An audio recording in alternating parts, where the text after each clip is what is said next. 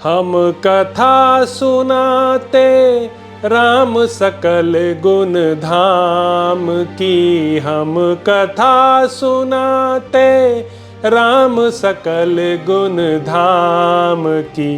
ये रामायण है पुण्य कथा श्री राम की।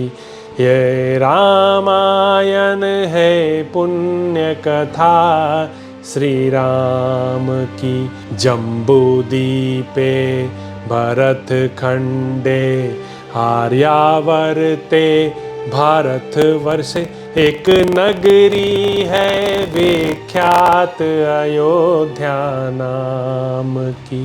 यह जन्म भूमि है परम पूज्य श्री राम की। यह जन्म भूमि है परम पूज्य श्री राम की। यह रामायण है पुण्य कथा श्री राम की।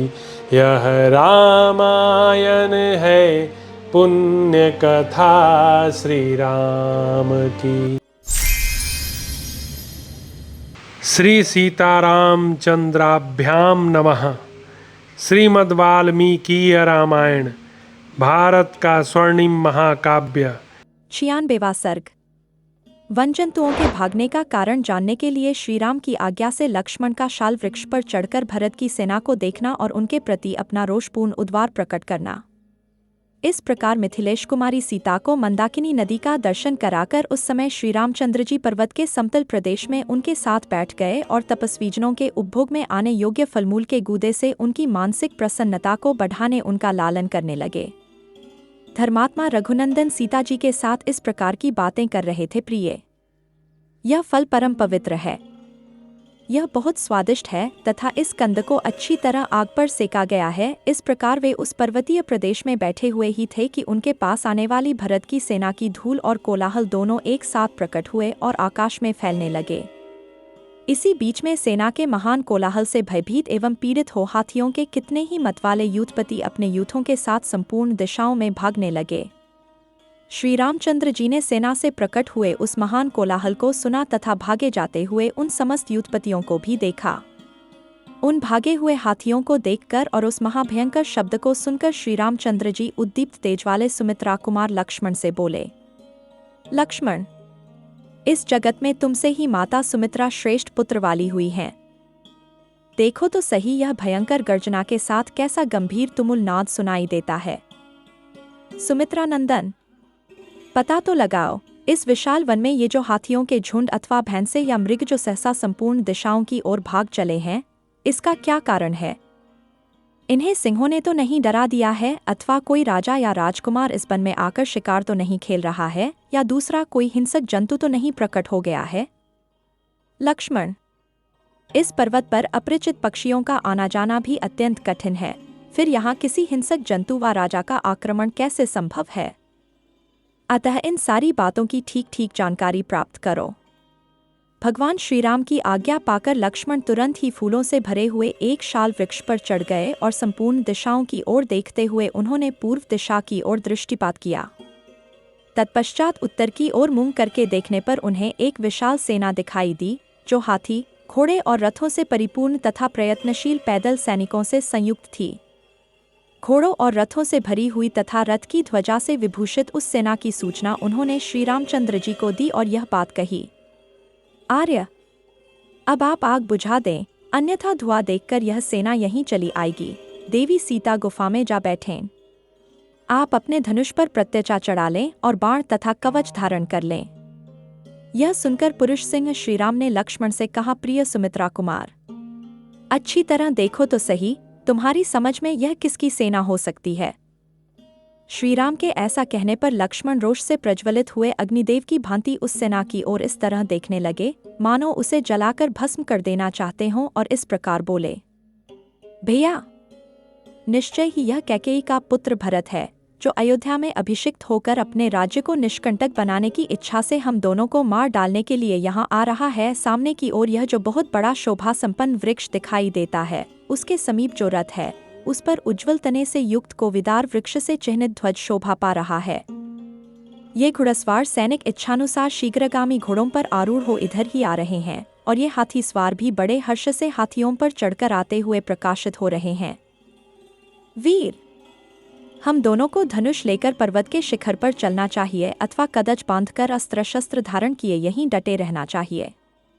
रघुनंदन, आज यह कोविदार के चिन्ह से युक्त ध्वज वाला रथ रणभूमि में हम दोनों के अधिकार में आ जाएगा, और आज मैं अपनी इच्छा के अनुसार उस भरत को भी सामने देखूंगा कि जिसके कारण आपको, सीता को और मुझे भी महान संकट का सामना करना पड़ा है, तथा जिसके कारण आप अपने सनातन राज्याधिकार से वंचित किए गए हैं। वीर रघुनाथ जी, यह भरत हमारा शत्रु है और सामने आ गया है, वध के ही योग्य है। भरत का वध करने में मुझे कोई दोष नहीं दिखाई देता। रघुनंदन, जो पहले का अपकारी रहा हो उसको मारकर कोई अधर्म का भागी नहीं होता है। भरत ने पहले हम लोगों का अपकार किया है, अतः उसे मारने में नहीं, जीवित छोड़ देने में ही अधर्म है। इस भरत के मारे जाने पर आप समस्त जसुधा का शासन करें। जैसे हाथी किसी वृक्ष को तोड़ डालता है, उसी प्रकार राज्य का लोभ करने वाली कैकेयी आज अत्यंत दुख से आर्त हो इसे मेरे द्वारा युद्ध में मारा गया देखे। मैं कैकेयी का भी उसके सगे संबंधियों एवं बंधु बांधवों सहित वध कर डालूंगा। आज यह पृथ्वी कैकेयी रूप महान पाप से मुक्त हो जाए।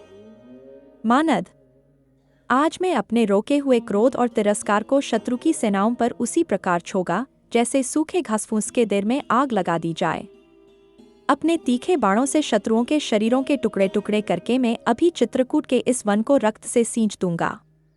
मेरे बाणों से विदीर्ण हुए हृदय वाले हाथियों और घोड़ों को तथा मेरे हाथ से मारे गए मनुष्यों को भी गीदड़ आदि मांसभक्षी जंतु इधर उधर घसीटे।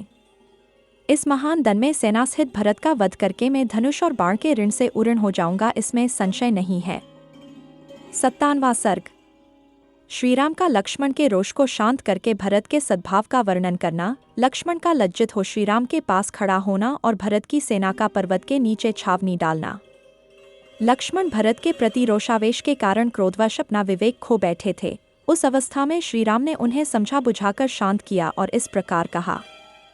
लक्ष्मण, महाबली और महान उत्साही भरत जय स्वयं यहाँ आ गए हैं, तब इस समय यहाँ धनुष अथवा डाल तलवार से क्या काम है। लक्ष्मण, पिता के सत्य की रक्षा के लिए प्रतिज्ञा करके यदि मैं युद्ध में भरत को मारकर उनका राज्य छीन लूं तो संसार में मेरी कितनी निंदा होगी। फिर उस कलंकित राज्य को लेकर मैं क्या करूंगा। अपने बंधु बांधवों या मित्रों का विनाश करके जिस धन की प्राप्ति होती हो वह तो विषमिश्रित भोजन के समान सर्वथा त्याग देने योग्य है, उसे मैं कदापि ग्रहण नहीं करूंगा। लक्ष्मण, मैं तुमसे प्रतिज्ञापूर्वक कहता हूं कि धर्म, अर्थ, काम और पृथ्वी का राज्य भी मैं तुम ही लोगों के लिए चाहता हूं। सुमित्रा कुमार, मैं भाइयों के संग्रह और सुख के लिए ही राज्य की भी इच्छा करता है, और इस बात की सच्चाई के लिए मैं अपना धनुष छूकर शपथ खाता हूं। सौम्य लक्ष्मण, समुद्र से घिरी हुई यह पृथ्वी मेरे लिए दुर्लभ नहीं है, परंतु मैं अधर्म से इंद्र का पद पाने की भी इच्छा नहीं कर सकता। मानद, भरत को, तुमको और शत्रुघ्न को छोड़कर यदि मुझे कोई सुख मिलता हो तो उसे अग्निदेव जलाकर भस्म कर डालें। वीरा, पुरुष प्रवर, भरत बड़े भ्रातृभक्त हैं। वे मुझे प्राणों से भी बढ़कर प्रिय हैं। मुझे तो ऐसा मालूम होता है भरत ने अयोध्या में आने पर जब सुना है कि मैं तुम्हारे और जानकी के साथ जटावल्कल धारण करके यन में आ गया हूँ, तब उनकी इंद्रियां शोक से व्याकुल हो उठी हैं और ये कुलधर्म का विचार करके स्नेहयुक्त हृदय से हम लोगों से मिलने आए हैं। इन भरत के आगमन का इसके सिवा दूसरा कोई उद्देश्य नहीं हो सकता। माता कैकेयी के प्रति कुपित हो उन्हें कठोर वचन सुनाकर और पिताजी को प्रसन्न करके श्रीमान भरत मुझे राज्य देने के लिए आए। भरत का हम लोगों से मिलने के लिए आना सर्वथा समयोचित है। ये हमसे मिलने के योग्य हैं। हम लोगों का कोरी अहित करने का विचार तो वे कभी मन में भी नहीं ला सकते। भरत ने तुम्हारे प्रति पहले कब कौन सा अप्रिय बर्ताव किया है जिससे आज तुम्हें उनसे ऐसा भय लग रहा है और तुम उनके विषय में इस तरह की आशंका कर रहे हो। भरत के आने पर तुम उनसे कोरी कठोर या अप्रिय वचन न बोलना। यदि तुमने उनसे कोई प्रतिकूल बात कही तो वह मेरे ही प्रति कही हुई समझी जाएगी। सुमित्रा नंदन, कितनी ही बड़ी आपत्ति क्यों न आ जाए, पुत्र अपने पिता को कैसे मार सकते हैं, अथवा भाई अपने प्राणों के समान प्रिय भाई की हत्या कैसे कर सकता है। यदि तुम राज्य के लिए ऐसी कठोर बात कहते हो तो मैं भरत से मिलने पर उन्हें कह दूंगा कि तुम यह राज्य लक्ष्मण को दे दो। लक्ष्मण, यदि मैं भरत से यह कहूँ कि तुम राज्य इन्हें दे दो तो वे बहुत अच्छा कहकर अवश्य मेरी बात मान लेंगे। अपने धर्मप्रायण भाई के ऐसा कहने पर उन्होंने हित में तत्पर रहने वाले लक्ष्मण लज्जावश मानो अपने अलों में ही समा गए, लाज से गड़ गए। श्रीराम का पूर्वोक्त वचन सुनकर लज्जित हुए लक्ष्मण ने कहा, भैया मैं समझता हूँ, हमारे पिता महाराज दशरथ स्वयं ही आपसे मिलने आए हैं।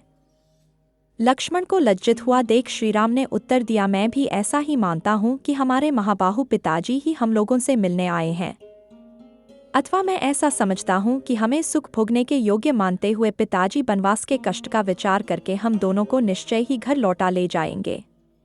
मेरे पिता रघुकुल तिलक श्रीमान महाराज दशरथ अत्यंत सुख का सेवन करने वाली इन विदेहराजनदिनी सीता को भी उनसे साथ लेकर ही घर को लौटेंगे। अच्छे घोड़ों के कुल में उत्पन्न हुए ये ही वे दोनों वायु के समान वेगशाली, शीघ्रगामी, वीर एवं मनोरम अपने उत्तम घोड़े चमक रहे हैं। परम बुद्धिमान पिताजी की सवारी में रहने वाला यह वही विशालकाय शत्रुंजय नामक बूढ़ा गजराज है जो सेना के मुहाने पर झूमता हुआ चल रहा है। महाभाग, परंतु इसके ऊपर पिताजी का यह विश्वविख्यात दिव्य चेतछत्र मुझे नहीं दिखाई देता है। इससे मेरे मन में संशय उत्पन्न होता है। लक्ष्मण, अब मेरी बात मानो और पेड़ से नीचे उतर आओ। धर्मात्मा श्रीराम ने सुमित्रा कुमार लक्ष्मण से जब ऐसी बात कही तब युद्ध में विजय पाने वाले लक्ष्मण उस शाल वृक्ष के अग्रभाग से उतरे और श्रीराम के पास हाथ जोड़कर खड़े हो गए। उधर भरत ने सेना को आज्ञा दी कि यहाँ किसी को हम लोगों के द्वारा बाधा नहीं पहुँचनी चाहिए। उनका यह आदेश पाकर समस्त सैनिक पर्वत के चारों ओर नीचे ही ठहर गए। 29 उस समय हाथी, घोड़े और मनुष्यों से भरी हुई इक्ष्वाकुवंशी नरेश की वह सेना पर्वत के आसपास की 1.5 योजन कोस भूमि घेर कर पड़ाव डाले हुए थी। नीति के भरत धर्म को सामने रखते हुए गर्व को त्याग कर रघुकुलनंदन श्रीराम को प्रसन्न करने के लिए जिसे अपने साथ ले आए थे, वह सेना चित्रकूट पर्वत के समीप बड़ी शोभा पा रही थी। इस प्रकार श्री वाल्मीकि निर्मित आर्धरामायण आदि काव्य के अयोध्याकांड में 97वां सर्ग पूरा हुआ। हम कथा सुनाते राम सकल गुण धाम की, हम कथा सुनाते राम सकल गुण धाम की।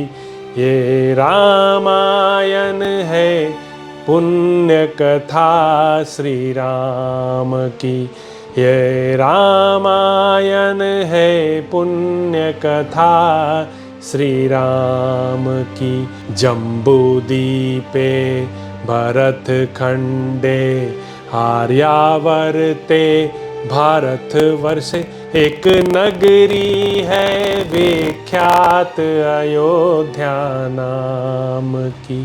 यह जन्म भूमि है परम पूज्य श्री राम की, यह जन्म भूमि है परम पूज्य श्री राम की। यह रामायण है पुण्य कथा श्री राम की, यह रामायण है पुण्य कथा श्री राम की।